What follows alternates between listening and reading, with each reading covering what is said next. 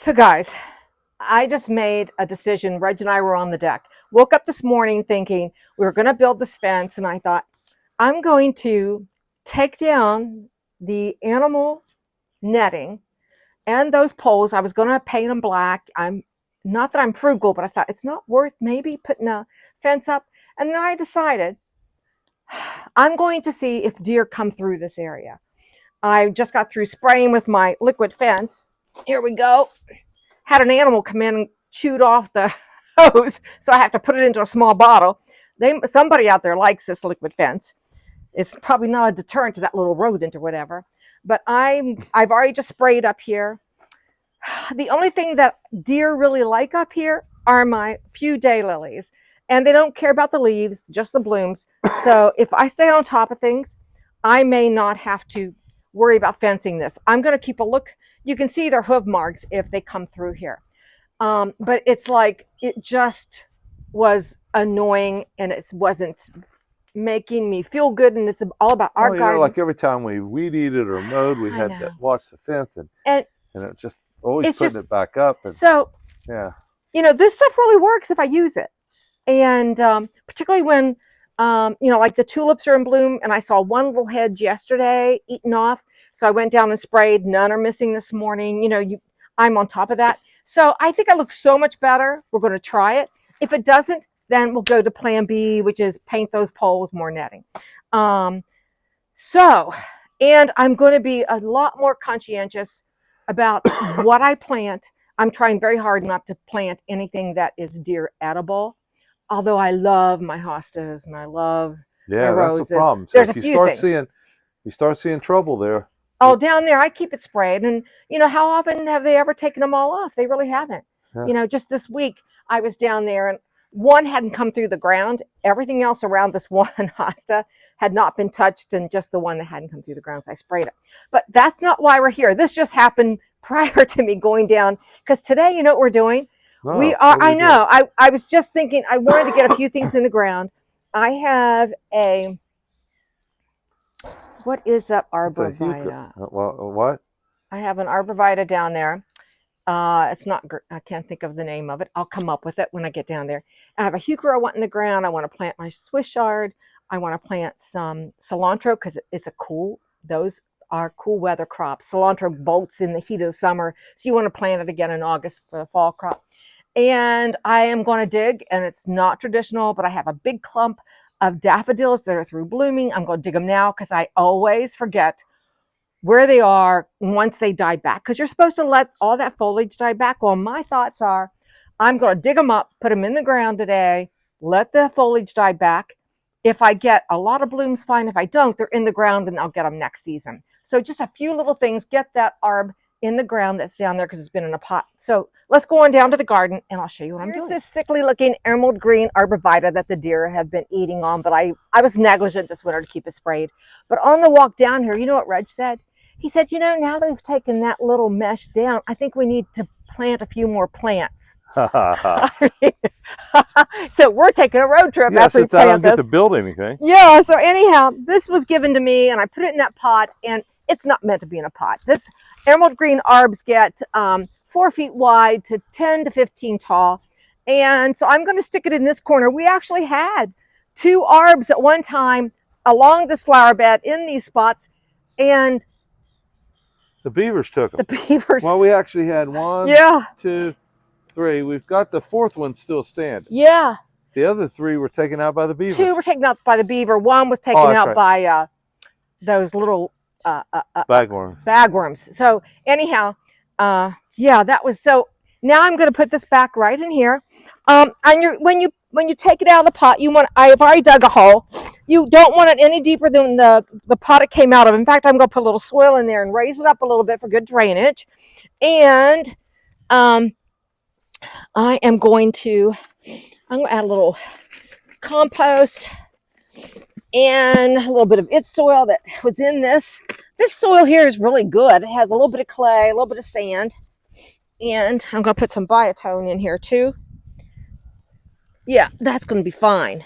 Great. Because I didn't like it in that pot. I want a little color. So let's get some biotone in here.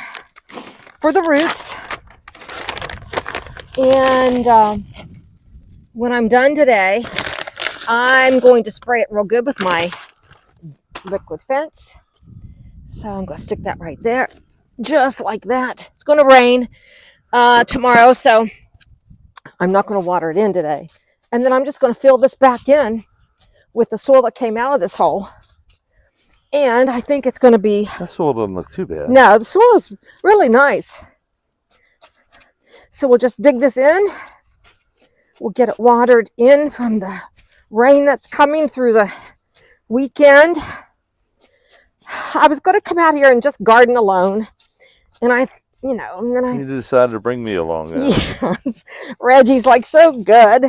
And I'm glad I did, because I got things to do. If we weren't talking about this, I needed the help to say, just take those poles out and stay on top of the deer. And you got to give it up on the poles, honey. I know. I mean, they're ugly. I'm keeping these on the riverside, but I'm going to clean those up. Don't show them how ugly that looks. No, I won't. Yeah. There's a little negative uncertainty here. Right? Another thing is, uncertainty is good. So I tend to go negative uncertainty, like, oh my gosh, the worst that's going to happen if I don't know if the deer are going to come in or not, instead of, hey, I got control over this. Use a little liquid fence. There you go. Yeah. And you always want to like kind of pack that in around the roots so that, you don't want any air pockets. But this little thing has survived. I don't know how it survived. I don't know either. I down on the river in that pot. But I think Jim gave me this. No, I don't know who gave it to me. Jim's so good to give me things, plants. All right. So there we go. And I'll come in with a bag of mulch, which I have by the side of the house. I'll get this all mulched in. Does it look straight, Reg? No, it doesn't. Okay. It needs to come back towards you right there. Yeah, okay. Like that. A little more of that. A little more like that. Yeah, that'll help. And right toward the river. Oh, you want to go back towards the river too? A little bit. Oh, I see it now. Uh-huh. Yeah. Yeah, it's important to stand back and take a look at your stuff. That's better. Much better. Much better. Much better. Yay. All right. Yay. So like I said, I'm going to get a bag of mulch, bring it down here. And that was the hardest job today, besides figuring out, take those those poles and that netting down. The cats don't even know what to do. So we're going right over here to this bed, Reg. Okay. Yeah. This is an easy one from my deck. And you all know, I'll be there in a minute. I got to step over a few dozen cats. You know how I feel about my gardens. It's my view. And I have a black Heuchera here, which doesn't show up at all. And it is coming out. And I have found this this is called Carnival, that's going to go in its place. And look how much better it looks already. Come on. Come on, Teresa. And it's good to zone 4. It likes morning sun. Stays 12 inches tall. This soil is good. I just put compost on it. Great root surface. Do you have any caladiums to put out here? No, I didn't have a good return. Yeah. Last year, they lasted me 3 years. We'll have to look for some. I've always liked those. I'll get some. Yeah.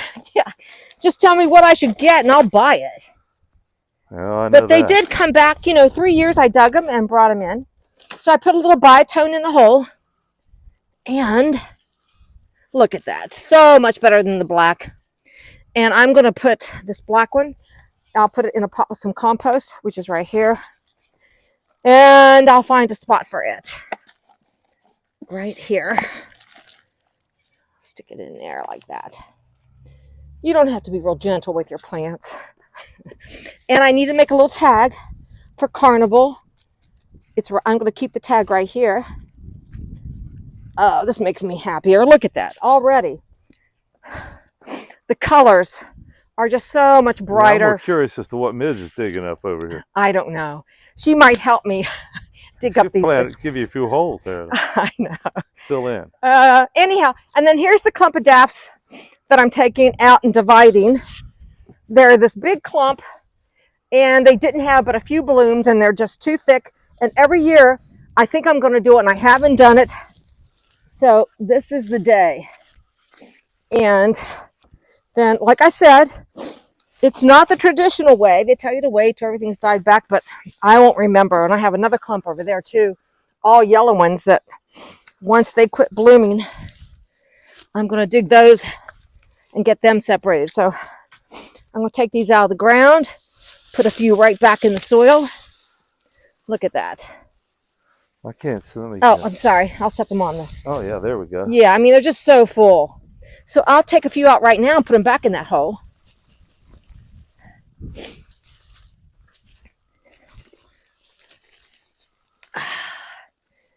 Yeah. Just like that. Put a few, and then look at all those I have to plant throughout my garden.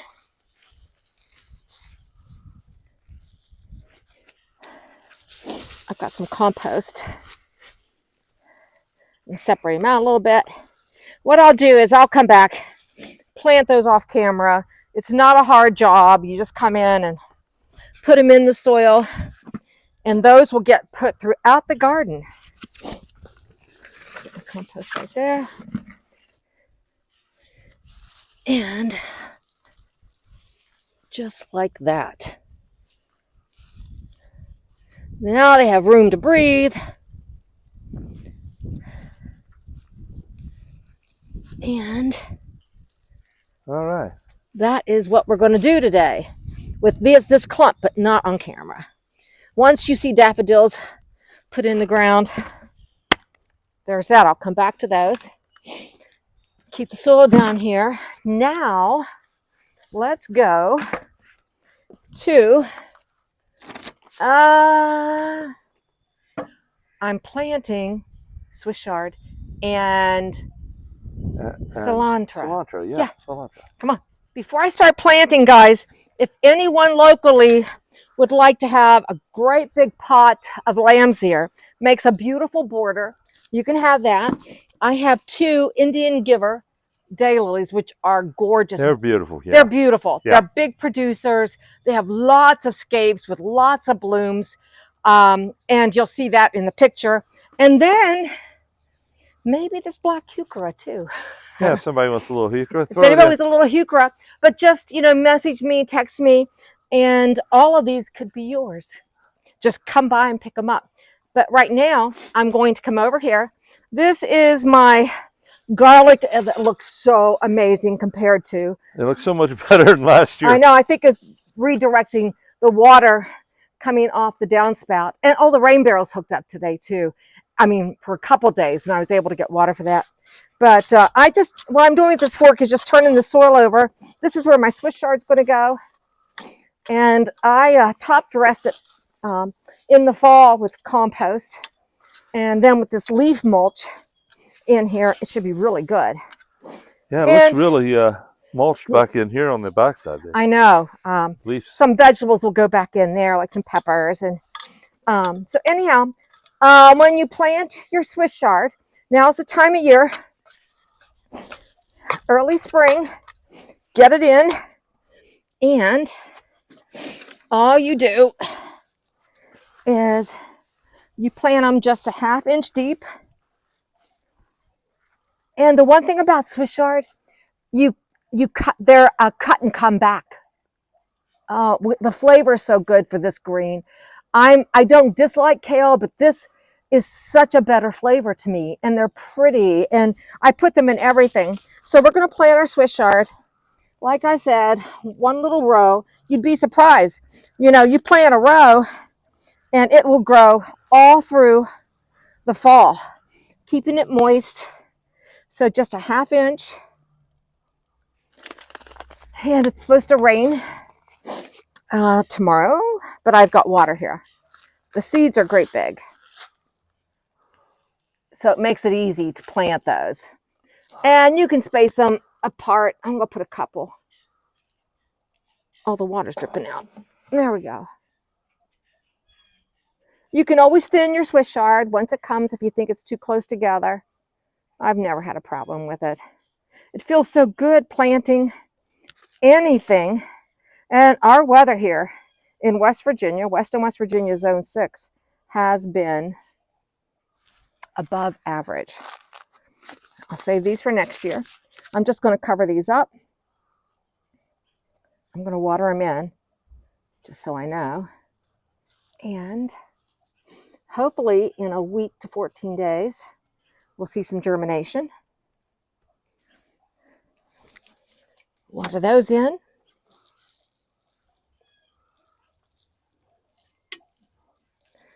All right. One job. And then right here by my rose, my iceberg rose, this is good compost. And this is where my cilantro is going to go. And I like cilantro. And I'll probably put some in my herb pot up on the deck. But this is oregano, which I love. You know who doesn't like cilantro? Reggie. Me. Yeah.